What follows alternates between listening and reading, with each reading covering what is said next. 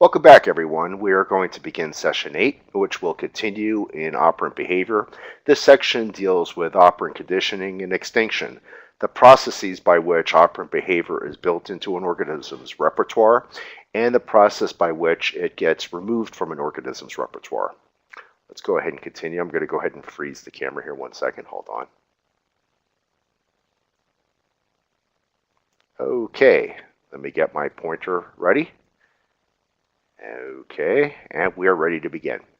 As I mentioned, operant conditioning refers to changes in the probabilities of operant behavior using reinforcement and punishment.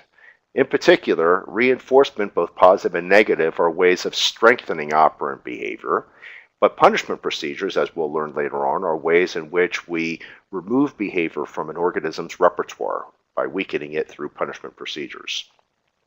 The main product of operant conditioning is what we call stereotype behaviors. That is, the more you're exposed to reinforcement under reinforcement contingencies, the tighter and more refined your operant behavior becomes. And this is the process of what we call differentiated responding.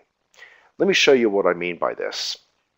In this figure, which is supplied from the Catania Learning book, we see 5 particular graphs. And in this graph, what we're looking at here, and I believe this is described quite well in the Pearson-Cheney book, is a situation in which a rat is placed in a chamber, and along the wall is a slot cut into the wall, and we could record every time the rat pokes its nose in this particular slot along one of the walls of an operant chamber, it pokes its nose through and it breaks a photocell. And when it does so, it actually creates a response. So we could actually look along a wall going from left side to the right side. Imagine here's the left and here's the right.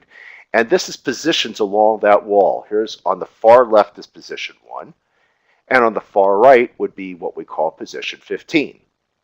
And here what we're looking at along the y-axis is the number of responses. That is, each time the rat pokes its nose through that slot, it breaks a photocell, which makes a recording. And as you can see here, in this particular figure here, in A, the open histograms indicate unreinforced responses. And what you're seeing essentially here in figure A is that the rat is poking his nose in through almost all the slots along 1 through 15. Rats being curious little creatures, they like to sniff around and smell around. And when they are not reinforced for doing so, you basically see undifferentiated responding across all the positions. You see, at least, except for maybe here or here, for the most part, the rat is exploring and poking its nose through all of these different positions. Now, if we go ahead and start reinforcing the rat every time it pokes its nose through positions 9, 10, 11, and 12, and that would be the shaded region, as you can see right here, and we have these dashed lines to indicate that this is the area that's going to be reinforced, which means that everything between positions 1 and 8 never get reinforced. 9, 10, 11, and 12 do get reinforced, and then 13, 14, and 15 do not get reinforced. When we implement this, at the very beginning, what you see here is an instantaneous increase in the rate of the rat poking its nose through all of the positions. So although you see the reinforced region here go up, look what happens across the board. Compare this to over here where it was certainly less. This is the process that we were talking about before called response generalization or induction. That is, in this situation, we see the spread of reinforcement. Reinforcement is supplied through positions 9, 10, 11, 12, but we see this spread effect all the way around here and also through positions 13, 14, and 15. As you can see here at 15, they weren't doing that, and now all of a sudden, through reinforcement and induction, we see a spread of the rat poking its nose through all the positions. As time passes, the contingencies become more and more pronounced in positions 9, 10, and 12. And you can see here that the rat is now poking its nose certainly more in these positions where it's reinforced than the other areas. And again, you're starting to now see, whereas here you saw the spread, now you're starting to see the dissipation of responding. It's becoming less over in this area here. As it gets closer to the reinforced region, we see this general slope or gradient going up. And then as we move further away from the reinforced region, we see this slowly going down. What we're seeing here is that the behavior is becoming more differentiated. That is, the spread of reinforcement up here is getting less, and now the responding is starting to get more narrowed and concentrated over the reinforced region. In record D, you see that even further as the rat is exposed to this contingency. In fact, nose poking through positions 1, 2, and 3 has almost entirely dropped out. You see it slowly dissipating here, gets more and more as we get closer to the reinforced region. You get in positions 9, 10, 11, and 12, and wow, look at that, huh? Highest rate of responding right there, and then as we move away again, we start seeing it go down. And then again, with a little bit more exposure, now you could actually see the process of positions, which didn't produce as much. Now we see almost exclusively the rat, it's poking its nose through this region, and each time it does, it continues to get a pellet of food. We see that nose poking has almost completely dropped out in positions 1 through 6. We still see a little bit over here, still a little bit over here, even though it's interesting that these regions right here and right here have still never gotten reinforced.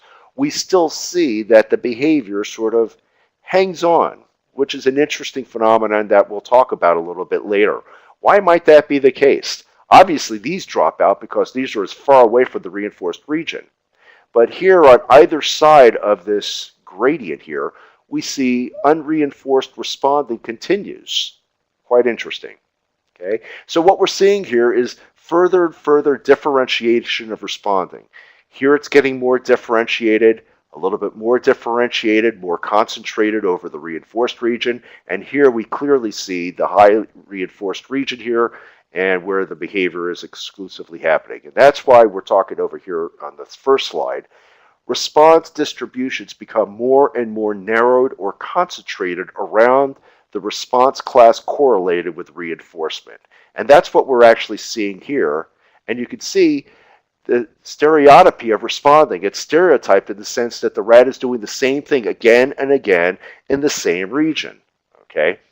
Now you could actually imagine that this process could happen in many aspects of behavior, and in particular human operant behavior. For example, if we were to examine a football game, we might see that an offense and a defense, more particularly an offense, has a pretty good plan, and they'll try a variety of different things on their game plan. But as they start finding out that certain areas of the defense become somewhat weaker, they find that they could actually start passing to the left side of the field, that they're not really getting challenged, and then you start seeing a shift in the game plan. That is, the more the offense is starting to score by maybe calling pass plays to the left side or sweeps to the left side, we start seeing that all of a sudden the offensive plays are happening more and more frequently because they're being reinforced. Other things in the game plan might not be working, that they simply drop out. Okay, and then certainly by here, you could certainly see that an offensive team really knows that the plays that are going to be working. They quickly stop running the things that don't work. They continue to run the strategies that do work, and hopefully they win the game. Okay, let's move on. Now, a couple of things certainly become interesting sorts of question around conditioning. And that becomes the first one about the notion of awareness. A lot of times when we learn, contingencies are arranged that help maximize the process of learning. We go to school and the contingencies are fairly tight. We know what we're supposed to do. We know what the expectations are. We know what the assignments are, when the tests are being given. And they're structured in such a way as to make the entire process of learning and conditioning pretty conspicuous. It makes it easier for us to all be successful. But is that absolutely necessary? Are there times in which we acquire behavior without ever being aware of what's going on? Certainly that could be the case. There are times in which somebody may be engaging in a behavior and then somebody comes up to that person and says, "Wow, what are you doing?" And that person says, "I have no idea." And that person says, "Maybe I should write down what I'm doing." And now they're becoming more aware of what they're doing and maybe how they're learning. This certainly happens a lot of times when, for example, people cook. They may start off with looking in the refrigerator, grabbing a few things, experimenting a little bit, and so forth and so on. And eventually, they throw something together that tastes absolutely incredible. And then somebody may come up and say, this is great, could I have a recipe? And you are totally unaware of all the things that you did. You sort of know what went into it, but you didn't take the time to measure the ingredients, a cup of this, a pinch of that, and so forth. So the next time you make it, you become certainly more aware by arranging contingencies to write these things down. So the whole notion here is that awareness is part of this process of conditioning. We arrange this in the sense that we hope that people could verbalize the rules of learning so that they can pass these rules on to other people. But in a very clever experiment done by Hefferlein and Keen back in 1963, they showed the process by which operant behavior could easily be acquired without any of the subjects even knowing that they're being conditioned. And in this study, what they did was to take college students and hook them up in what was supposed to be a biofeedback experiment. That is, they would have college students come in, sit down into the experimental room, maybe hook up a bunch of electrodes on their body, on their arms and legs, and on their neck and on their forehead. And they told the subject that this experiment is going to look at biofeedback. We want you to be comfortable. We're going to go inside to the other room while we're getting everything set up. Please stay in the room for a little while. We're going to turn on some music for you. And we'll set the station for you so you can enjoy yourself. And we'll be back in shortly to start the experiment. And as soon as the experimenter left the room, the experiment actually started.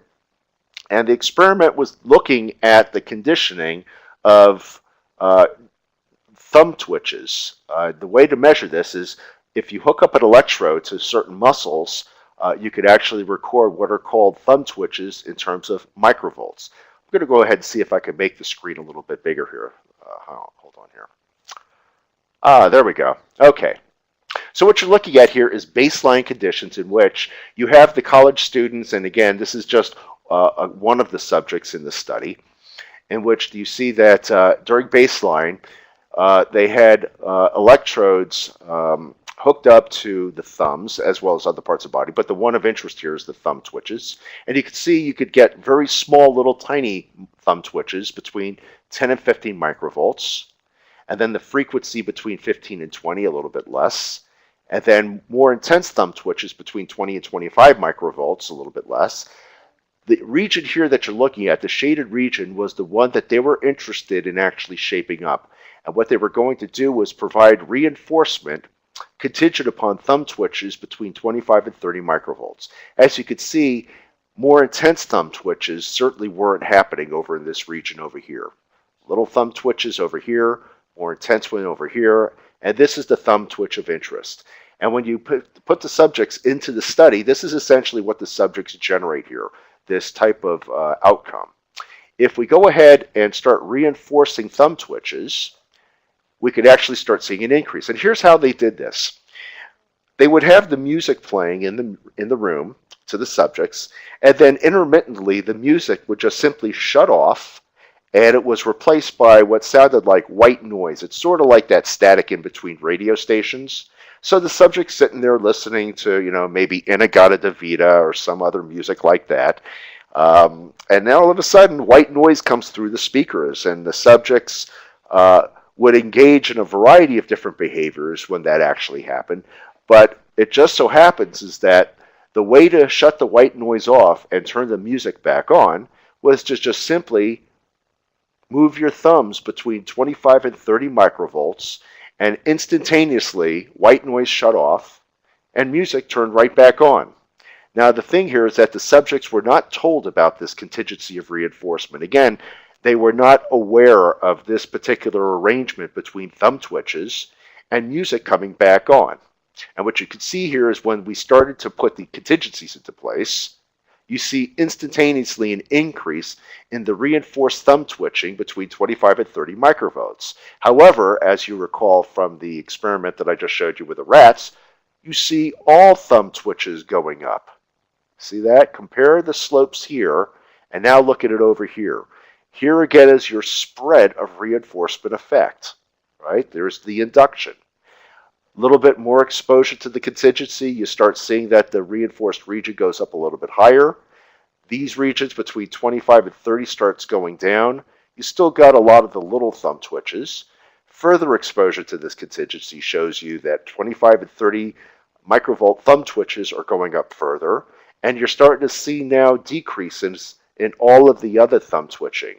Here's after a little bit more exposure, and then more exposure, you see once again more thumb twitches between 25 and 30 microvolts, less going on around here. And then finally, by the time we get further into the experiment, you can see that the majority of thumb twitches, certainly for this subject, occurred between 25 and 30 microvolts and far less over these other regions. We could say, based on this particular figure here, that the process of operant conditioning has taken place.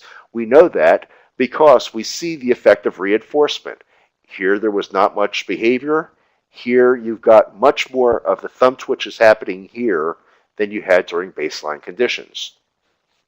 Now, if we went ahead and disconnected the contingency or created it such that now white noise and music was going to alternate randomly regardless of whatever the actual subject did, whether they moved their thumb twitch 25 or 30 microvolts, whether they moved to 10 or 15. In other words, there was no contingent relationship between any thumb twitches and music and white noise alternating back and forth. In other words, they ran an extinction procedure in which there was a discontinuation of reinforcement contingencies. So what you can see here is during this condition, look what happens to the behavior. You get essentially something which looks very close to what we had here during baseline. Although we certainly have a good deal more of the thumb twitches between 25 and 30 microvolts here than we did over here. So the point in all of this was actually not that you could do condition thumb twitches between 25 and 30 microvolts. We certainly know we could have done that. Everybody had been doing this kind of research beforehand. But what was interesting was that when they started to talk to the subjects about this experiment, the subjects were completely unaware of the contingencies. That is, subjects would say, you have a problem with your radio, but I fixed it. Every time white noise would come on, I would just move my body to the left and right, and all of a sudden, the music would come on and white noise would go off. Or somebody else would say, I shook my body, or I waved my hands and waved my arms, and the music came on. Nobody was actually able to articulate the real contingency of reinforcement, which was simply, I just sat in the chair and just flicked my thumbs 25 to 30 microvolts and the music would come on. So what you see then in this experiment is the process of conditioning and reinforcement conditioning response, but there were no subjects in the study who were able to articulate specifically the contingency. That is, conditioning took place, but there was no quote-unquote awareness. That is, if new subjects came into the study, the old subjects would only be able to tell them that there's a faulty wire or something wrong with that radio, and they got to move your body a whole heck of a lot to turn it back on. But beyond that, there really were no good verbal descriptions available for any subjects to pass on to other subjects. In other words, they were not aware of the specific contingency of reinforcement. Okay. Another interesting phenomenon happens is that the conditioning oftentimes takes place because operant behavior literally operates on the environment to produce changes. It's very clear when we do things and manipulate the environment, we see the effect of our behavior on changing in the environment. In other words, oftentimes during the process of operant conditioning, there seems to be a fixed causal relationship between our response and reinforcers delivered. However, Skinner showed in a very interesting experiment in 1948 that there need not be conditioning, and there doesn't have to be a fixed causal relationship between operant behavior and reinforcement. It is actually sufficient that all you really need to do is follow a behavior or a response with a reinforcer, and that would be sufficient to strengthen it. And that's essentially what Skinner did in his famous superstition experiment in 1948. He took several experimentally naive pigeons and placed them in experimental operant chambers, which is something we're going to talk about in the next section when we get to cumulative recorder, and I'll give you a brief little tour of the equipment that we use in the operant lab. So in this experiment, Skinner placed these pigeons in these experimental spaces. The pigeons had been deprived of food for several hours, which would make food an obvious reinforcer. And each pigeon was placed in its own chamber, and the schedule of reinforcement was operating with something called fixed time 15 seconds. Now, in this particular schedule of reinforcement, food is going to be delivered to the pigeon every 15 seconds, no matter what the pigeon does. So as you can imagine, if you're watching the pigeon, it's a simple timer that operates that counts down from 15 seconds, and when it hits 0, food is delivered to the pigeon, and food is available for the pigeon to eat for maybe about 4 seconds. After 4 seconds, food is removed from the chamber, and then another 15-second interval is started, in which, when that interval times out, once again, food is delivered. And again, this is called fixed time because this is a response-independent schedule in the sense that the pigeon does not have to make an operant response in order for food to be delivered. It will be delivered anyway. When Skinner placed these pigeons in the chamber and left them for several hours to be exposed to these contingencies, he came back and observed each one of the pigeons was engaged in a very different sort of a behavior. That is, if he looked in one of the chambers, one pigeon would be standing in the corner, maybe pecking at the upper left-hand corner or right-hand corner of the chamber. And then all of a sudden food is delivered. And then in the next chamber, he might peek in and see that the pigeon might be actually bowing back and forth in front of the food hopper. And then food is delivered once again every 15 seconds. In another chamber, he saw that a pigeon was actually turning in circles or figure eights. In other words, in each one of these instances, each pigeon had seemingly emerged its own repertoire, quite independently of the other pigeons, that one pigeon had learned to do one thing, one pigeon had learned to do another, and all of these behaviors seemed to be very ritualistic in the sense that after food was delivered, the animal would go right back and engage in that behavior again and again. And Skinner suggests that behavior that happens to be occurring at the time reinforcement is delivered becomes strengthened. Now, obviously, there's a direct connection when we produce the reinforcers ourselves, and then it becomes somewhat of a more ingrained, higher rate, more resistant behavior to get rid of. But in these instances, you could actually strengthen behaviors, even though there's absolutely no causal relationship whatsoever between the behavior and the reinforcer. And we certainly see these kinds of strange ritualistic behaviors in sports. You'll see sports players doing this, that they will engage in these little ritualistic things with their hands. There used to be the catcher of the Red Sox, I believe, who used to do some strange hand signals right before he used to go to bat. Michael Jordan used to have his tongue hanging out of his mouth whenever he went for a basket. Football players and baseball players and basketball players are known to wear certain types of lucky charms a lot of times. And you will also see people engage in all kinds of these superstitious behaviors. For example, if you watch somebody bowling, somebody gets up there and they roll the ball down and it's just about to go right into the gutter. And what do you watch them do? They start leaning to the opposite side. That is, if the ball's going to go on the right-hand side of the gutter, they lean to the left and start making hand motions to sort of push the ball to the left at the distance. And the funny thing is that every once in a while, although it's rare that it happens, there's an accidental correlation between a person doing those kinds of hand gestures and the ball actually not going in the gutter and nipping those last, maybe the 10 pin, right? And that seems to strengthen the behavior even more, this intermittent reinforcement. So let's move on. Again, this is just a classic experiment to show you that reinforcers need not be directly related to the operant behavior in terms of a fixed response. It could simply be that the reinforcer follows the behavior, and that's sufficient to strengthen it. Let's talk a little bit about operant extinction. Operant extinction refers to the discontinuation of reinforcement contingencies.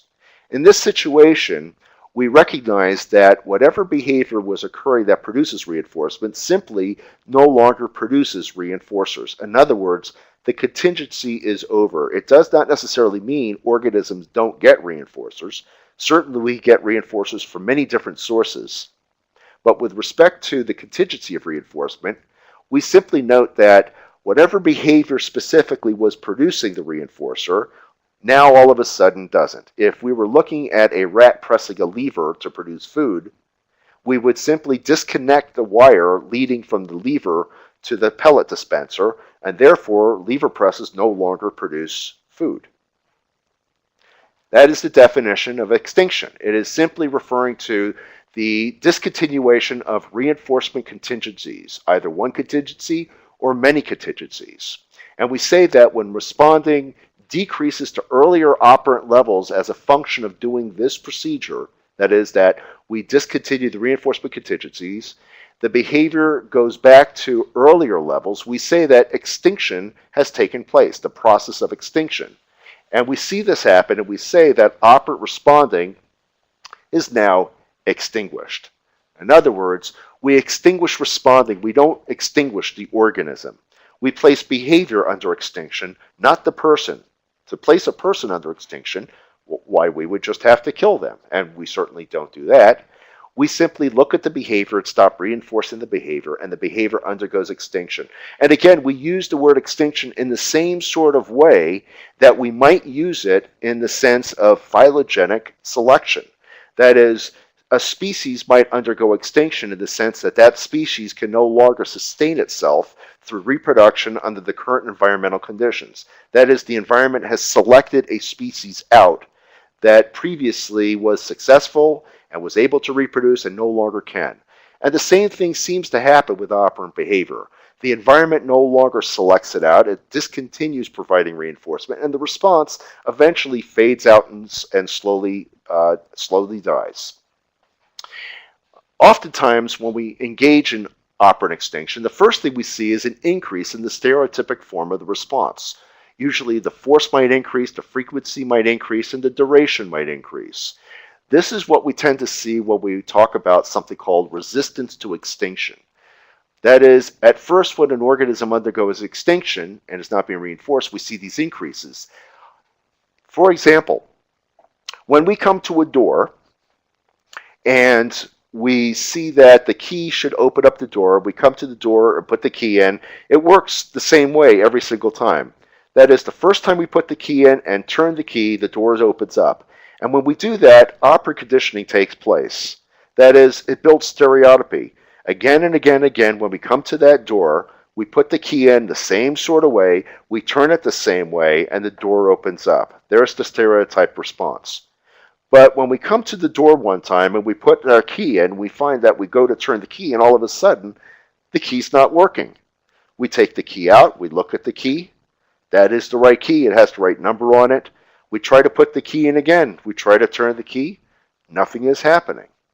Now at this point, we are undergoing extinction. Our behavior is undergoing extinction. That is, key turning at the door. Why? Because the previous response worked pretty well. Key in door, turn key, door opens up. And now all of a sudden, that is a discontinuation of the reinforcement contingency. So what do we do with that key the next time? Well, amongst the things we do is we don't do something completely random and completely different. We don't take the key off the chain, off of the key ring, and then turn the key around and put the back end in. That would be absolutely crazy. That's so far from the reinforced response that we would not do that. But we start doing other things that are similar to key turning behavior. That is, we put the key in, but now rather than just a simple turn, we might all of a sudden try to jiggle the key. We might be more forceful. That is, we'll all of a sudden put the key into the door with more force, or we wiggle it, or we all of a sudden grab the doorknob and then turn the key. And then when we do that, we find that now the key all of a sudden turns. In other words, we do a variation on the key in the door response. We contact reinforcement. We get through the door. And now, when we come to that door again, we are seemingly changed organisms. We're going to go to the door again, and we're probably going to engage in that same little variation that worked the last time. That is, we might jiggle the key, grab the knob, do a couple of more little twists and turns, and all of a sudden, the door opens up. So now our behavior is being reconditioned. It's a change in our repertoire, and now stereotypy takes place.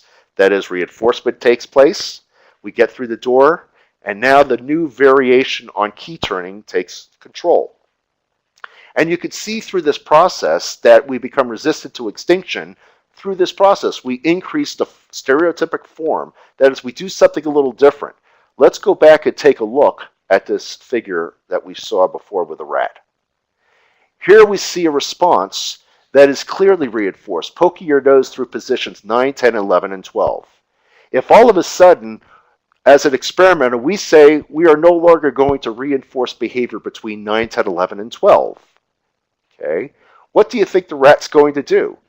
The rat's probably going to do something that's a very close variation on the reinforced response. And it's sort of like the key. You're not going to do something drastically different. The rat doesn't stop doing this and then come way over here to position 1 and say, I'm going to try something over here, even though it's so far away from the reinforced region, but we're going to do it anyway. That doesn't happen. And that's why these little things probably stick around, because when extinction takes place, we usually note that when there's a variation in environmental contingencies, they usually are not drastic. They're usually gradual changes. That is, a doorknob just doesn't go bad on you. It's usually gradual over time that we find that a doorknob becomes sticky versus completely out of order. Unless you completely pull the doorknob off the door, the chances are it's nothing more than a sticky door, and the old variation on a basic behavior will probably work. And that's what we see here. Okay. Now I want to point out something that we oftentimes will hear. I'll skip this one and come right down here, because I hear this from time to time, that whenever we run an extinction procedure, things might happen in which we get an increase in emotional responses accompanying operant extinction. And it's never fails that somebody will say, things get worse before they get better. And I'm going to talk a little bit about that, because that doesn't necessarily hold true. We need to make a distinction with operant extinction here, that we could either discontinue the reinforcement contingency, or are we actually discontinuing all reinforcer deliveries? Okay. That is, consider, for example, if you are going to an area where there are vending machines. Let's say you have been water deprived, Coke deprived, whatever, and you have $1 in your pocket, and you could go to one of these machines and put it there and get some sort of a beverage of your choice. And you go to one of the machines. Let's say in the vending area there are 5 machines equally serving Coca-Cola, root beer, lemonade, water, maybe even some Red Bull thrown in there. Whatever the case may be, 5 machines all containing the same content or the same reinforcers. You go to the very first machine and you put your $1 into the machine, and the machine just simply doesn't work. You put your $1 in, it spits it out. You put your $1 in, it spits it out.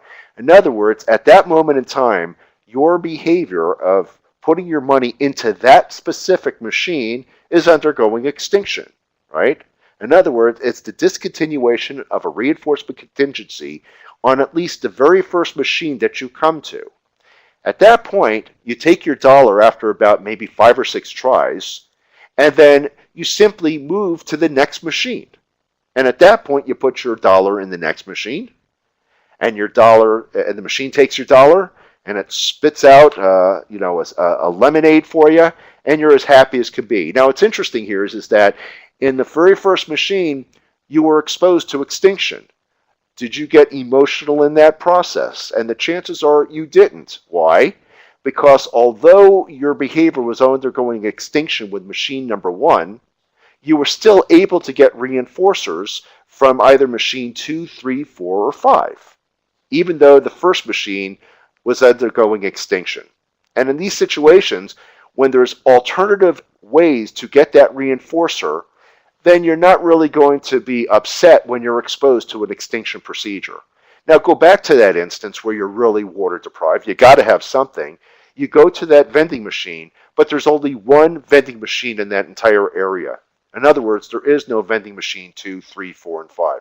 Only vending machine number 1.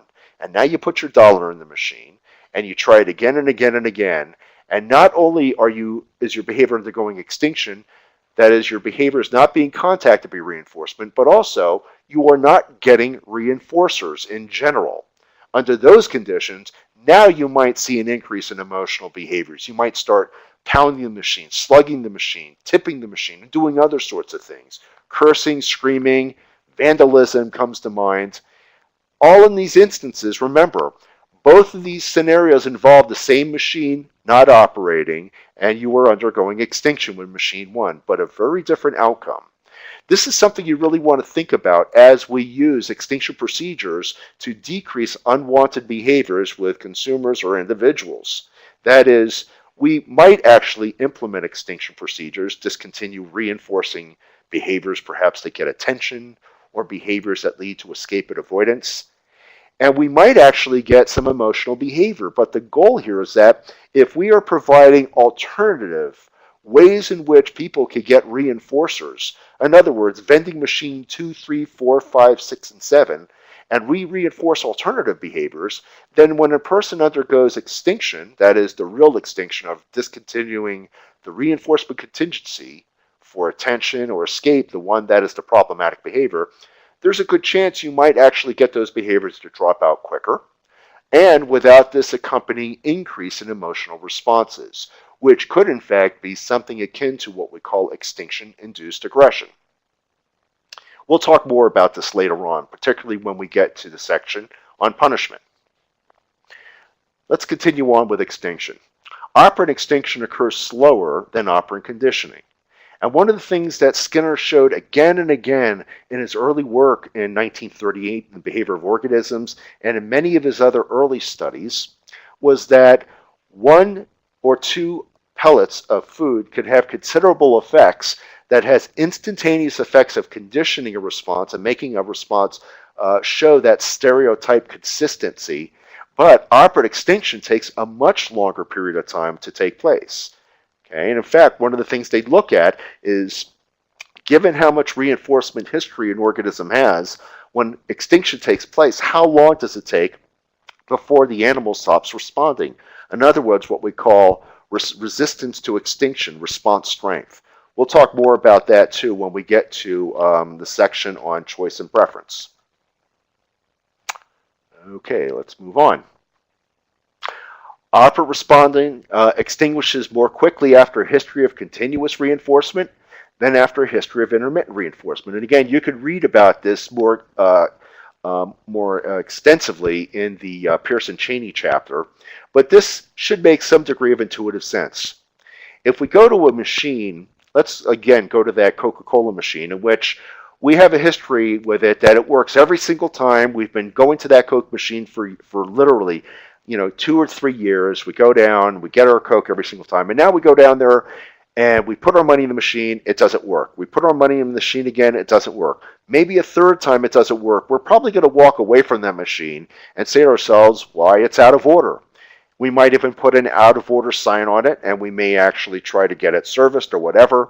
But our behavior of putting the money into the machine again and again and again will not happen because we have a history that this machine has always operated, and quite clearly, if you've tried 3 or 4 tries of putting your money in, you don't get anything, it's out of order.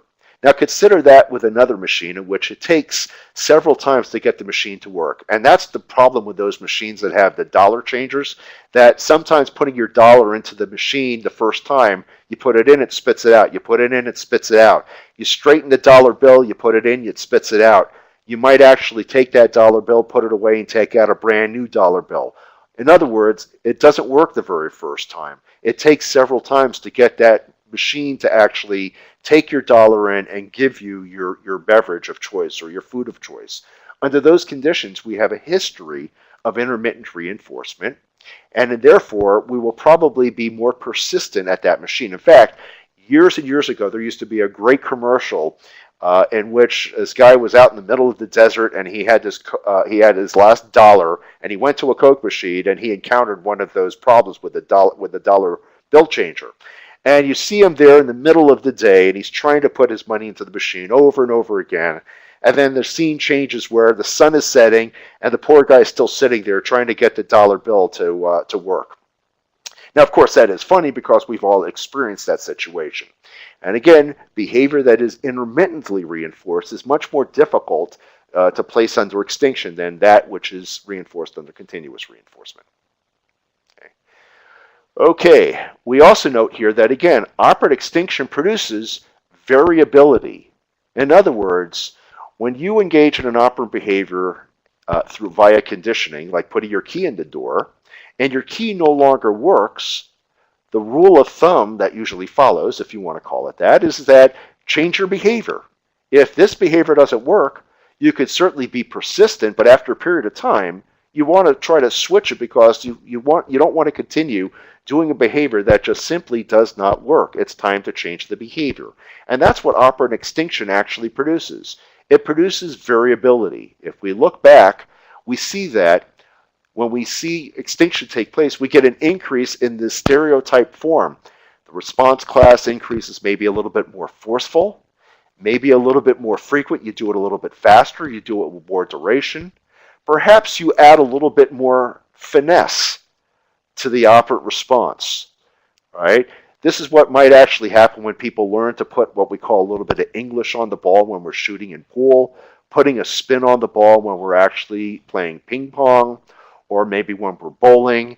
This type of variability actually might increase the frequency of reinforcement, and all of a sudden when you try something a little bit different and it contacts more reinforcement, now stereotypy takes place and now you have a new conditioned response. We're going to go through these procedures again when we get to response acquisition, because we note here that both operant conditioning and operant extinction are involved in learning. In other words, if an organism is going to learn how to respond in an ever-changing environment, it's insufficient to only have the process of operant conditioning available to it, because all that will do is going to build conditioning stereotypy.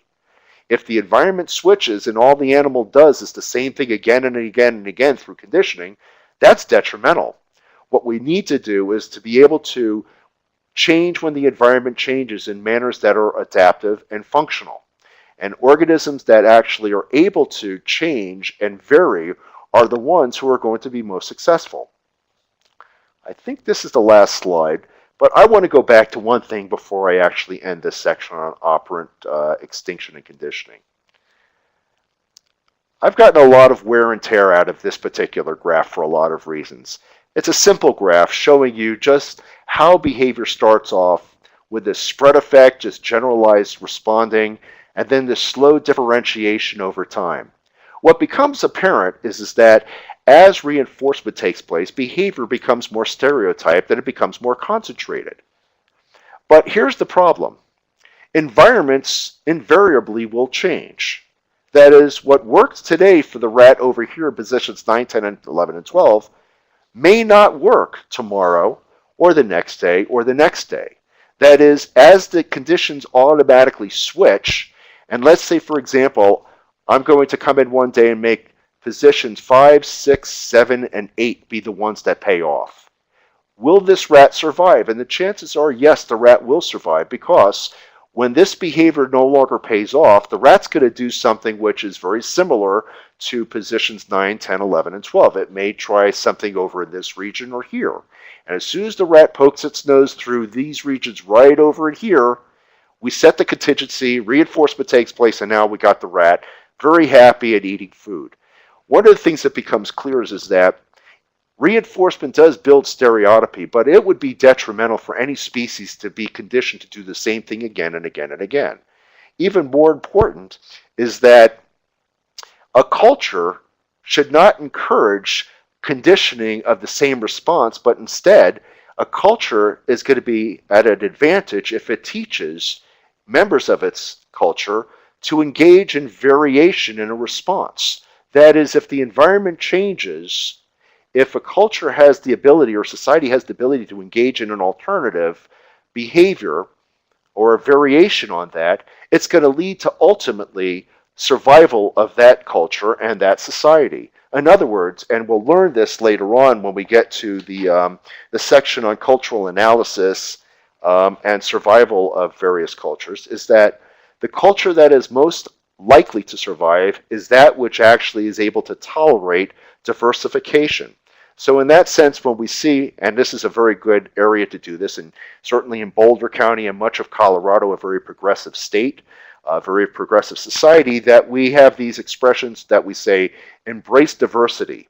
And one of the things that becomes crystal clear from the science of behavior is that if we simply condition and condition and condition, and we don't take in consideration variation and teach variability and tolerate variation and diversity, we're not going to be very successful as a culture.